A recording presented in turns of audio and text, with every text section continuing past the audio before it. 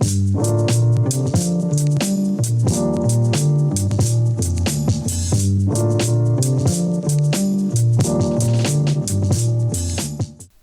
to Leather Connect. I am your host Kevin, and today we welcome Marvin, better known as Cavalier's Goods from Canada. How are you, man? I'm good. I'm good. Yeah, I'm really good. Yeah. How are you? Yeah, I'm like I said, I moved to Mexico. Let's say 2 weeks ago. It has been quite a transition to adjust. You can imagine. I see you. You're originally from Germany, right? Yeah, exactly. So you made as well the move to Canada. I kind of wanted to ask you why did you move to the big move and how did it went? Yeah. So I'm originally from Germany. I studied in the Netherlands, and then I went to Turkey, and I was always traveling a lot. And I went back to Germany for a year or so just to see if I would like living there as well. And somehow it didn't click. Something just didn't vibe with me. And then I was just looking for, what are countries that I can move to, basically. So probably similar situation as you. Exactly. And Canada just opened up. It was just like, you have a work and holiday visa, and I came with that to see how it goes, and kind of got stuck here in the long run now. It's been 7 years, so. Oh wow. Yeah, it's really great because it's how we say, like, it motivates me kind of. I wanna look as well. I'm originally from Belgium, so but I'm kind of getting sick of the Belgium lifestyle, and I kind of wanna transition as well. But I see it's a lot of paperwork and a lot of like things you need to get in order in order to, like, we were thinking. My girlfriend is Mexican, so that's why I'm in Mexico now. We were thinking to go to Spain, but it's really difficult, like especially if you're like an independent person. It's a whole transition, and you need to take everything with you, and you never know, if you have job opportunities or not. Like, how did you find it integrating, let's say, in Canada itself, like finding customers and stuff like that? You mean for my leather business? Yeah. So I only started leatherworking when I was already here for a while. Okay. So I think I started leatherworking like 4 years ago when I kind of discovered the craft, and then only 2 years later I started actually like building a brand. What you just say, like, it's actually been so interesting because like things were always going kind of slow, I would say, the first year and a half. Like, I would get orders, but a lot of them would be from friends or friends of friends, and then I would get like occasional orders through my website or Instagram, but it was kind of slow. But like since November, I don't know really honestly what happened, but it's just been crazy. And I thought it would only be for the holidays. November and December was really, I've gotten orders every day. Wow. And I thought, okay, New Year, now it's gonna probably slow down again, and it hasn't. It's actually January has been even better so far. So. That's really good. Yeah, I see that Canada is really, it has a lot of potential. My previous interviewer is Rawhide Goods, so he's as well in Canada, and he says it's a little bit influenced by the American market, and I don't know how your experience is, but European customers are a lot different than Americans or Canada. I do think Canadians are a lot more into leather crafting and like the authentic look. I find it a little bit like, for me as well, I started during the pandemic. So I started in March last year. And it's like you say, you slowly start to get some friends and family to order some stuff. And here and there you get some new people, but it's hard to get into the system, like people you need to build some trust and stuff like that, Exactly. And it just takes time, right? And I think there's, like, when you get started out, there's really no rush, I think. Because like in the beginning, the orders that you get from friends or other people, they really give you an opportunity to practice while getting paid maybe a little bit back, right? Yeah. And in the beginning, for me, it really wasn't about making money. And it still isn't, to be honest. Like, for me, it's really just, I love the creative outlet that I get through leatherwork. And now it's nice, obviously, that it makes me money as well. And I can buy tools that I need or supplies or try new leathers and be really playful with things. But yeah, I think if it starts out slowly, I think that's just natural and it should grow organically. I think I see a lot of people that really try to push like super hard. from the beginning, and I don't think it's necessary. Like it'll happen naturally as you grow as a maker. True. It's hard to, like you say, hold your horses if you see like all this Instagram pressure in a way, but it's true. Like you say, you need to do it out of a passion, and because you're a digital designer, right? Yeah, I work in a digital agency, more on the management side there. Ah, yeah, okay. And you ever want to transition to the full leather crafting, or that's a big question, eh? I know. Yeah, I think that's something I think that's on everybody's mind when you've been doing leather work for a while.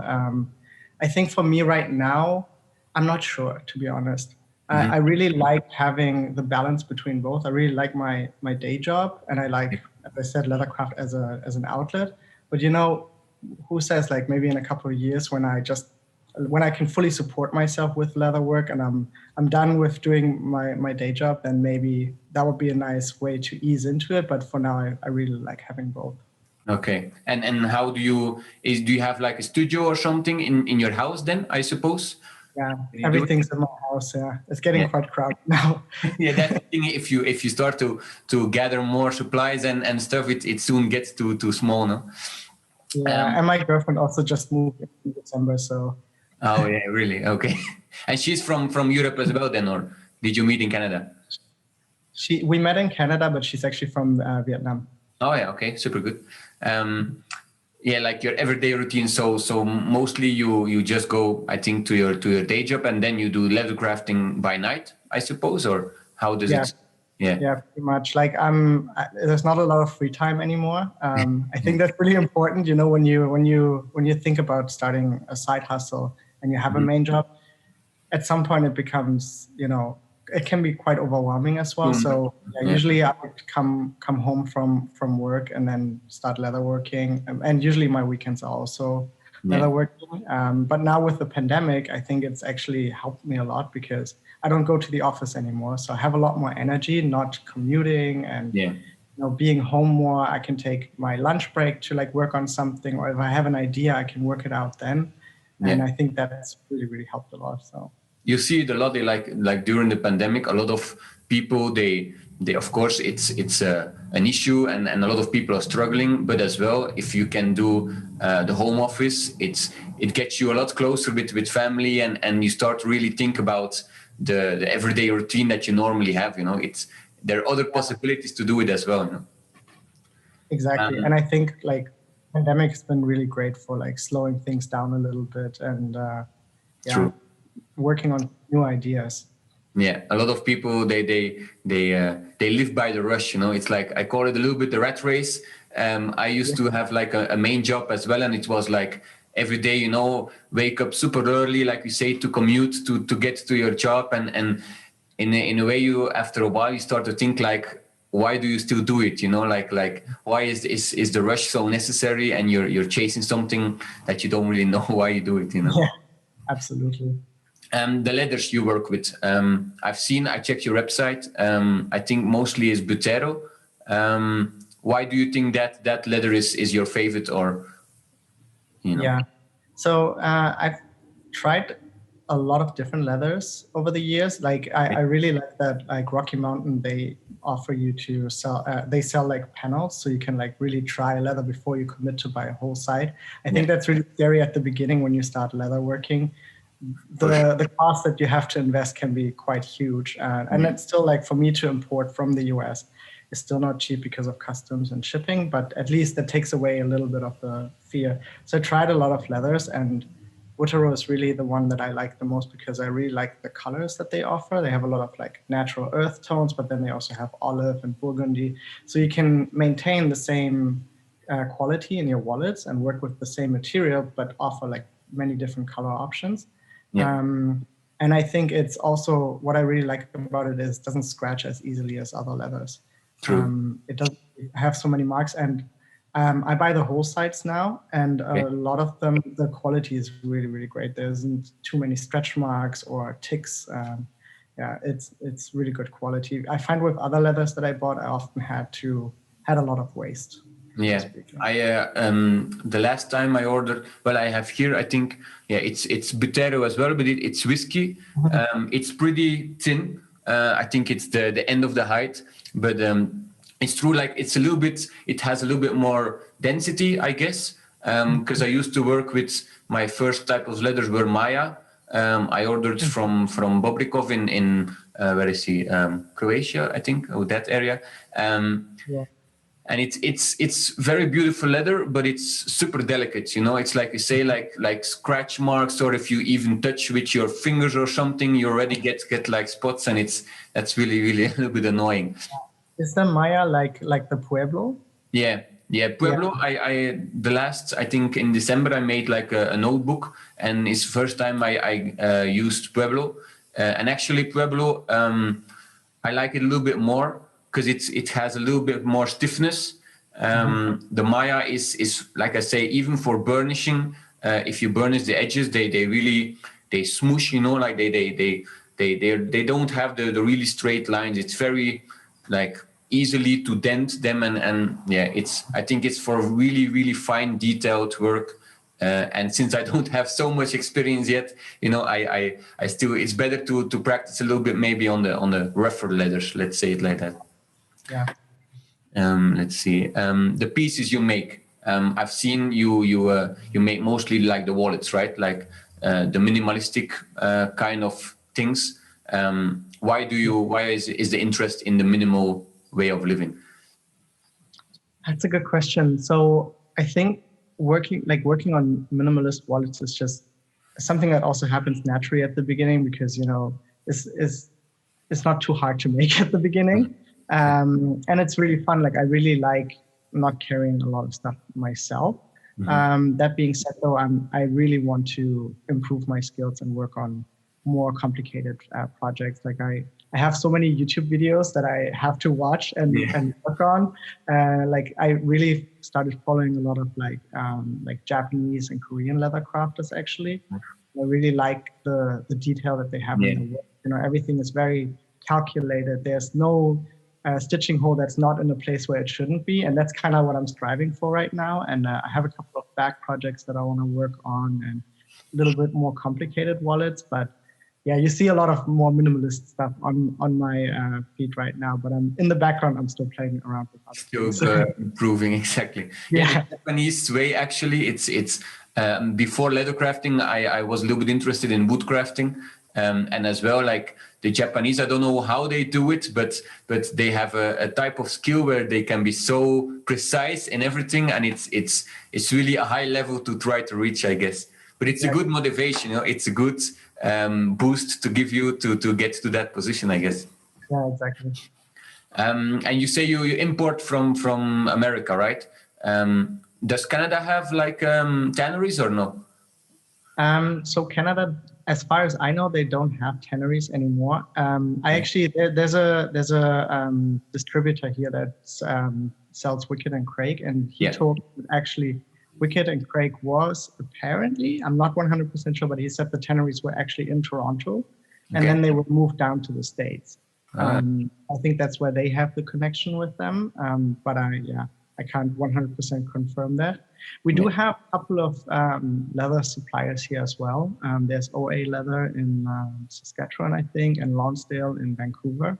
So I've ordered from them as well. And would you want to work with European leathers, like Italian, more like, I mean, more, of course, the how you say, Rocky Mountains, they import their leathers as well from the tanneries in Europe, but like, would you be interested in finding new types of leathers? Which ones do you have in mind that you say maybe these ones I want to try out? Yeah, I really want to order something from Bobrikov as well. I think he has really beautiful leather in stock. I was actually looking at the Maya as well, just to give it a try. They have the panels as well, and that's really good. You know, they have the square panels as well. So yeah. And I mean, I think every leather worker at some point wants to work with shell cordovan. And I saw he has the marbled shell quarter one, so I really want to try that out. But it's just so expensive, and I just want to make sure that I have somebody who also wants a wallet with that. Yeah, actually, I'm a little bit afraid of it for now because it's like you say, it's a big investment, and you need a customer for it. You know, you really need to have some time to get into it. And how do you see the shipping? Like, because I'm new now here in Mexico, and I've seen, I don't know why, but shipping from Mexico is like bloody expensive. It's 50 euros for like a small package. It's even with DHL Express. I don't know, how do you ship? Is it local post or? Yeah, so my website's run on Shopify, and it integrates directly with Canada Post. So I get like discounted rates through that as well. And then I have an account with Canada Post that gives discounted rates on Etsy as well. So I use both platforms. Okay. That way, like I can pass that savings on to my customers directly. And most of my sales are coming from, honestly, it's 50-50 between the US and Canada. And it's not that expensive. It's usually between like $10 to $20. Wow. Yeah, that's really good. Yeah. But Europe is expensive. Yeah, I can imagine. That's why you focus mostly on USA, no? It makes sense. Yeah? I kind of want to try to focus on Mexico here, because I know leather is pretty huge in Mexico as well, but it's more like the American style, more Texas, like boots and hats and the belts. So it's a little bit challenging, but yeah, we love the challenge. So. Yeah, I don't think I know any other leather crafters from Mexico except one or so. So it's cool to see that. I think a very good one is Lesbian EDC, if I'm correct. Oh, yes, correct. She's from Mexico. She does some amazing stuff I've seen before. I think that's the only one. So yeah, let's see. So you're a digital designer. Like, how do you get your inspiration to create your new wallets? Like, because sometimes I try to create new stuff, but it's always to find a balance between being super creative and being really like useful or like to make the right balance, you know? Yeah, I think the creative process is really the most difficult one, right? Because I think, first of all, you really have to be in a space where you can be creative. Yeah. And I think when it comes to that, I really look not always into leatherwork, because I find like when you just look at other people's work, it actually can stall your creativity sometimes a little bit.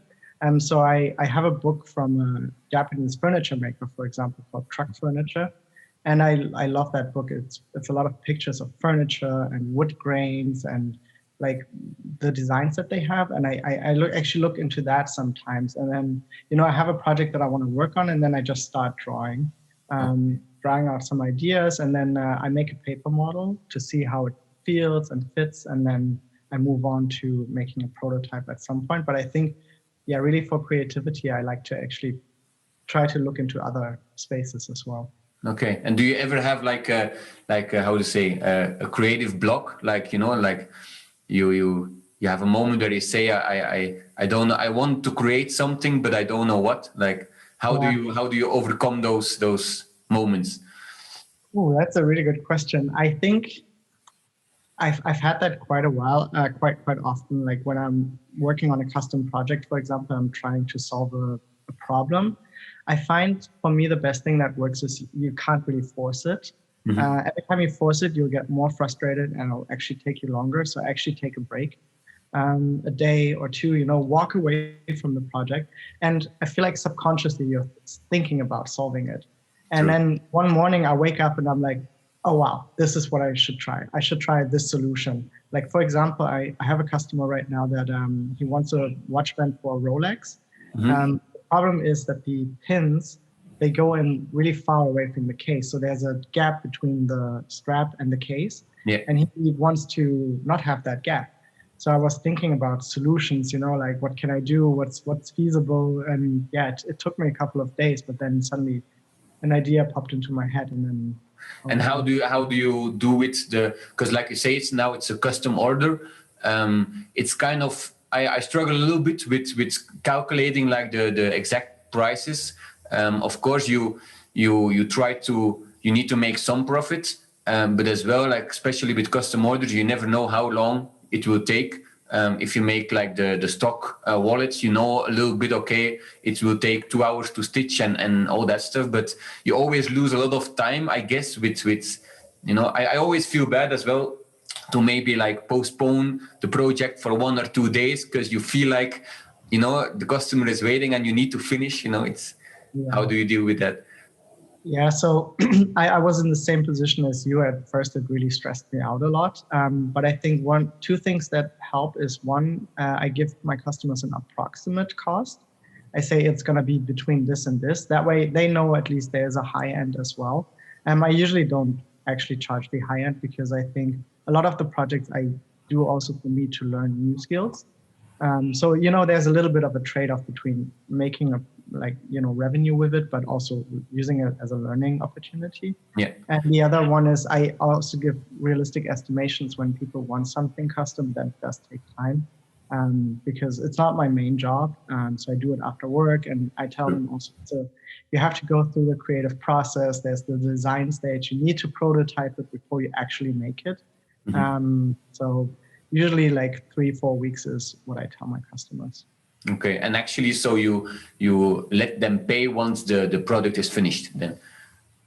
Yeah, I usually require like 50% of like the estimate, and then the other 50% plus whatever, you know, if it's more, it took me a lot more time, then we'll balance it out.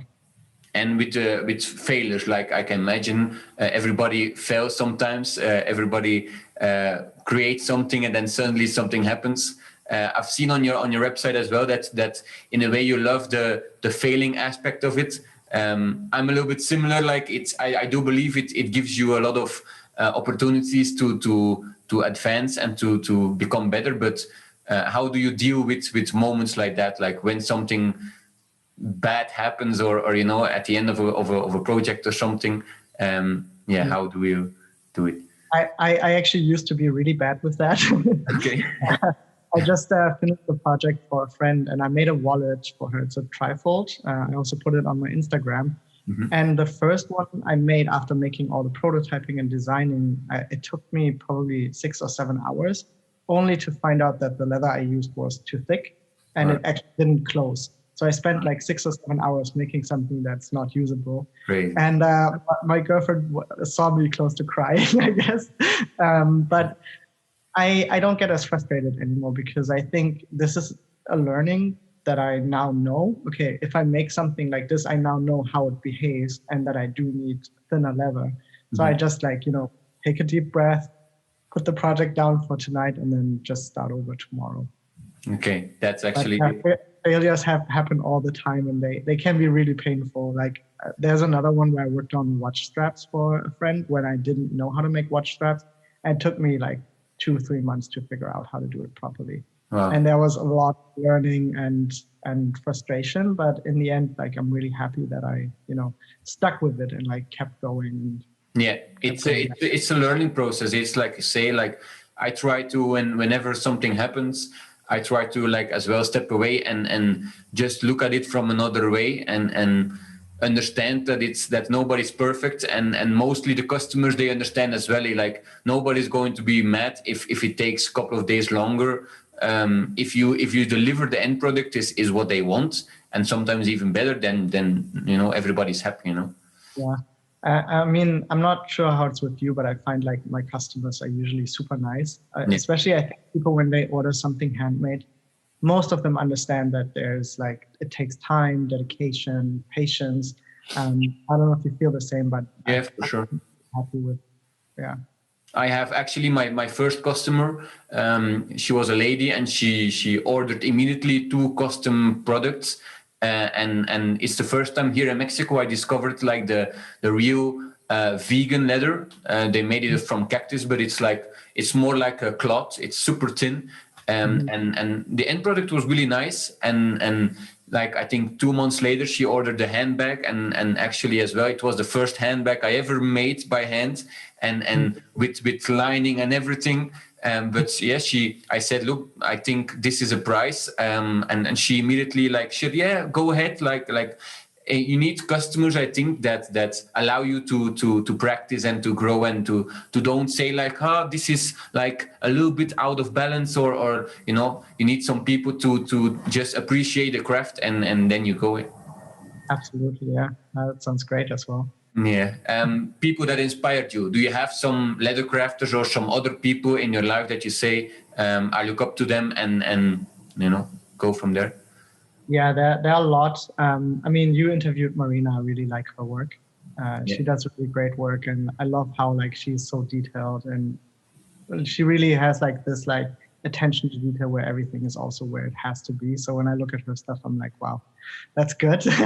She's a musician as well, so I think it's a good thing to have the creative aspect already inside of you. You're able to do more things with that as well, I think. Yeah, exactly. I really like Lachlan Leatherworks. He's from Nashville. He makes really nice work. And then Godana from Japan, I think. Godana, yeah, I think I follow them. See. Yeah, and then there are so many, but I think those three. Yeah, super good. For the future, do you have any major plans that you say, I see myself in 1 year in this position, like with the leather crafting? Yeah, I think what I really want to aspire to is make more three-dimensional projects. So like handbags. I'm working on my personal satchel for quite a while. So some people in the community, they talk to me, they know I've been working on this for a while. So that's really what I want to aspire to, is really make more bigger projects. Okay. And you wanna buy some like machinery? Like, I don't know, do you have a sewing machine, or is everything by hand still? Yeah, everything is by hand still. I was thinking about buying a sewing machine, but we unfortunately don't have the space here. Actually, yesterday I was thinking about buying a bell skiver. There's a Japanese company called Nippy, and they make a really compact bell skiver.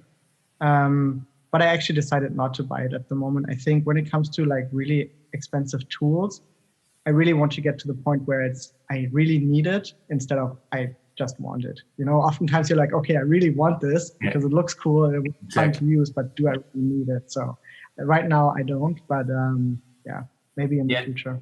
I do hear what you're saying, because like there's so many. You have like KS Blades and Crimson Heights, and you have Dream Factory, and they all make these beautiful materials and equipment, and it's really hard to hold yourself from buying it, even if you think you need it, but it's just the craftsmanship as well is really so nice, and it's good to motivate you to work to a point where you actually do need it. Exactly, yeah. People that you want to see in a podcast, you have any people that you say, these ones I would love to see you interview and get some more information from? Yeah, I think so. I just recently discovered a leatherworker. I think she's from San Francisco. I think her name is AX6 Studio, but I can send you the handle. Yeah. She makes really beautiful stuff, and I think in one of her recent posts, she said she also is making it full time now. Okay. She started 4 years ago, so that would be really interesting to hear her story. And then there's a crafter from Montreal as well called Terry's Workshop. Mm-hmm. He also makes really beautiful stuff. So those would be two smaller ones as well that I think are sort of small, but that's super good.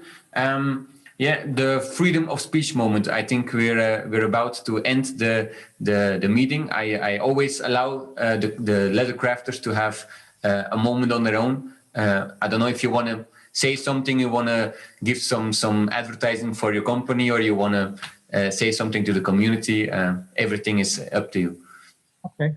I think one tip maybe I want to give for all the other leather crafters is just, stay playful with leathercraft. I think there's a lot of distraction out there, and a lot of times, it can be also a little bit demotivating seeing other people always being successful, but I don't think anybody should be afraid of that. Like, we all grow at our own pace. And I think it's really important to just stay playful, play around with leather as a material and the craft, and just put your work out there, because I find, Marina said it as well, the leathercraft community is honestly such an amazing place, and everybody's super supportive. So don't hold back. Okay. And how do one last question? It just popped in my head. Like, how do you deal with the photographs? Because I see you have a similar way of taking them. And do you have like a corner in your office or something where you put it, or how do you do it? Yeah, I'm pretty lucky because I live by the lake, like I get a lot of sunlight, as you can see. So I have like a little setup like right by my window, and then I usually just wait for a little bit of a cloudy weather, so I have like good natural light, and I use different backgrounds then. And you have like a DSLR camera or something? Yeah, I use a mirrorless Fujifilm X-T2. Okay. Okay, super good. Marvin, I think we're there. I want to thank you a lot for the opportunity to interview you. I think a lot of people can have a good value out of this conversation, and I wish you the best in the future, and maybe we'll see each other again. Yeah, awesome. Thank you so much. It was great talking to you. Super good. Okay, bye, man. Have a good one. Bye.